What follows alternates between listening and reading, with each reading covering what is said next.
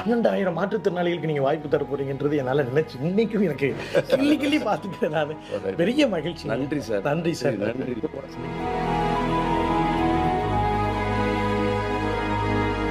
நகர்ப்புறம் plus உள்ளாட்சி இது ரெண்டுத்திலையும் கொடுக்கறதுனால மாற்றுத்திறனாளிகள், கடைக்கோடி மாற்றுத்திறனாளிகள், சென்னையே பார்க்காத மாற்றுத்திறனாளிகள் கூட அந்த அந்த அந்த இடத்துல வந்து எங்களுடைய கஷ்டத்தை பேசுறதுக்கு ஒரு வாய்ப்பு கொடுத்துருக்கீங்க. இது பல்வேறு விஷயங்களை மாற்றுத்திறனாளிகள் கொண்டு வருங்க. திராவிட மாடல் அரசுன்னா இந்தியாவுக்கே நம்ம தான் டாப்புங்கிறத நம்ம நியமிச்சிட்டோங்க.